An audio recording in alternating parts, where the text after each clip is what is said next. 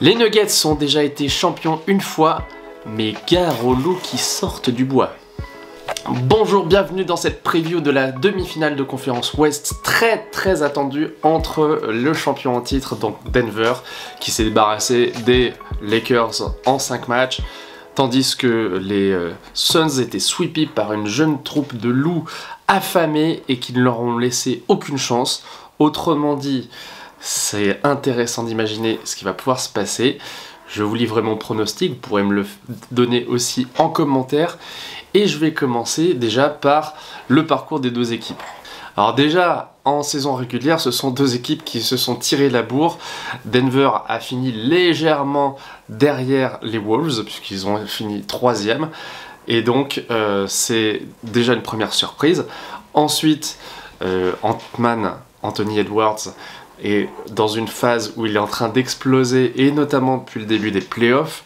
Il était certes déjà très fort et capable d'action d'éclat, mais je trouve que ces 4 matchs face à Kevin Durant, son idole, lui ont permis de prendre une nouvelle dimension qui est unanimement, je pense, reconnue. Alors la première question, c'est qui peut arrêter chez les Nuggets Anthony Edwards? Normalement, c'est plutôt Kentavious Caldwell-Pope, qui est spécialiste des missions défensives, qui lui peut assurer aussi quelques tirs à 3 points en attaque. Mais physiquement, déjà, je vois une première chose, c'est qu'il y a de l'explosivité, il y a de l'audace.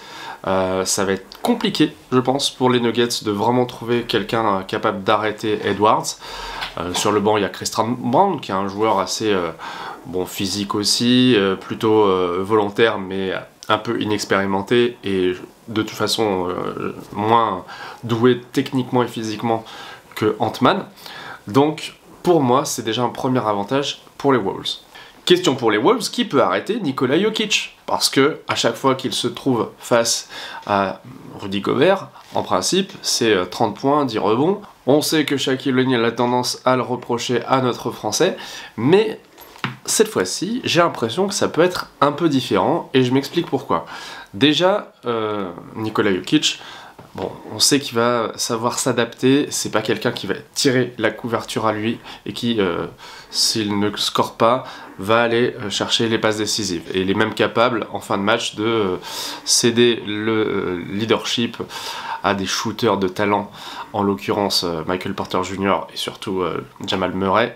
Mais je pense qu'en défense, il va se retrouver soit face probablement au meilleur défenseur de l'année pour la 4e fois, qui, d'après Draymond Green lui-même, a fait des progrès, puisque en gros Draymond Green, qui critique depuis toujours Rudy Gobert, a dit, et j'ai trouvé que c'était plutôt pertinent cette fois-ci, qu'en général, en play-off, parfois, il était obligé de sortir du terrain parce que si on le mettait sur un joueur plus petit, il avait tendance à sortir.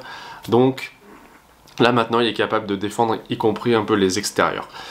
En revanche, Nikola Jokic, c'est pas le même client. C'est déjà quand même un beau physique, qui est capable de prendre de la place dans la raquette, de se placer hyper intelligemment. Et la question, ça sera, est-ce que Rudy va réussir à défendre sans faire trop de fautes? Je pense aussi que la stratégie du coach Chris Finch, qui est blessé au genou, donc on va voir comment il s'en sort pour encadrer son équipe. Sa stratégie, à mon avis, ça va être de peut-être varier les types de défense sur Jokic, en sachant que leur politique a été parfois de le laisser scorer, mais d'essayer de le couper de ses autres camarades de jeu pour qu'ils assument leurs responsabilités. Et probablement Nikola Jokic va recevoir le titre de MVP pour la 3e fois durant la série, et là on peut imaginer bien sûr que c'est un énorme gros point pour les Nuggets. Troisième thème, l'attaque. Qui a l'avantage? On pourrait penser bien sûr aux Nuggets dont le jeu ultra léché leur permet de trouver souvent des paniers faciles, mais au premier tour, face aux Lakers, ils ont quand même marqué 108 points en moyenne, tandis que les Wolves, eux, en ont marqué 118. Je trouve que c'est déjà énorme, en sachant que si on regarde la tendance globale en NBA, les moyennes de points chutent. Or, les Wolves n'ont pas eu trop de mal à se distinguer, et pour ça, on peut se pencher sur les marqueurs. Du côté des Nuggets, on a 5 marqueurs entre 8 points de moyenne et 28 points pour Nikola Jokic, en sachant donc qu'il y a Jamal Murray, mais aussi Michael Porter Jr. qui sont à plus de 20 points. Mais la marque est mieux répartie du côté de Minnesota, en sachant que chez les Wolves, ils ont 7 joueurs à plus de 9 points et demi de moyenne. Donc bien sûr, il y a Ant-Man qui a 31 points, Anthony Edwards, il est intenable, puis avec des stats solides, hein, il ne fait pas juste que marquer et tirer des paniers. Il est à 31 points, 8 rebonds, 6,3 passes, autrement dit, il est absolument inarrêtable. Et je vois pas exactement qui peut se mettre en travers de son chemin, donc on peut imaginer que ces chiffres sont un petit peu plus bas quand même pendant cette série, mais il n'y a aucune garantie que ce soit une chute complète. On peut aussi signaler donc qu'il y a plus de solutions du côté de Minnesota, et ça c'est peut-être quelque chose qu'on n'avait pas forcément en tête quand on a eu cet affrontement annoncé Denver-Minnesota. Du côté du rebond, et ça va être essentiel parce qu'évidemment c'est ce qui va permettre de contrôler un peu mieux le match, pour l'instant c'est match nul sur le premier tour, en sachant quand même que les Nuggets ont affronté Anthony Davis, LeBron James qui est un excellent rebondeur également, tandis que du côté de Minnesota c'était sans doute une opposition un peu plus facile à contrôler à ce niveau-là. Donc on peut espérer que Nikola Jokic continue sur sa lancée, mais peut-être en prenne moins, parce que 16 rebonds, ça me semble quand même déjà gigantesque. Et puis, Rudy Gobert, il n'en est qu'à 11 rebonds par match, et donc il va falloir, je pense, que cette moyenne augmente, ce qui sera pas facile, puisqu'on sait que Jokic, il peut shooter d'à peu près où il veut, y compris à 3 points.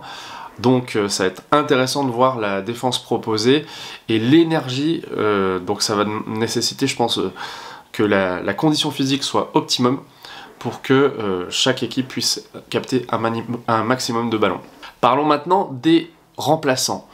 Quelle équipe a le meilleur banc? Pour moi, c'est Minnesota qui va mieux s'en sortir au niveau des remplaçants. Pourquoi? Parce que déjà en termes de scoring, on a 2 joueurs qui sont plutôt bons. Naz Reid qui a presque 10 points et Nickel Alexander qui a fait une super série à 12 points. Bien sûr, c'est que sur 4 matchs, donc ça pourrait évoluer. Du côté des Nuggets, en 5 matchs, on n'a pas de joueurs qui émergent à plus de 4 points de moyenne, donc c'est un petit peu faible. Ça ne veut pas dire que ce sont des joueurs qui n'ont pas un rôle précis. Je pense à Christian Braun, qui est capable d'apporter son énergie, sa défense, sa capacité à percuter. On a aussi Peyton Watson, qui joue un rôle important en défense et en verticalité. C'est un petit peu peut-être ce qui manque légèrement aux Nuggets, parce que du côté de Nikola Jokic, tout se joue un petit peu au ras du sol en termes d'appui. Après, il est capable bien sûr d'intercepter des ballons et d'être très intelligent dans son placement. Mais les Nuggets pourraient vraiment avoir du mal à tenir dans les périodes où leurs titulaires doivent se reposer, ou, et j'y pense toujours moi quand on aborde une série de matchs, notamment en play-off, en fin de saison où les organismes sont quand même plus fatigués, s'il y avait une blessure, Jamal Murray par exemple, il a eu des petites incertitudes, je crois que KCP aussi, du côté des Nuggets, donc s'il y avait une blessure, ça obligerait sans doute à faire appel plus au banc évidemment, et on a vu que dans ces cas-là, par exemple Naz Reid, durant la saison, il a très bien su remplacer son homologue Karl Anthony Towns sur le poste 4 ou sur le poste 5.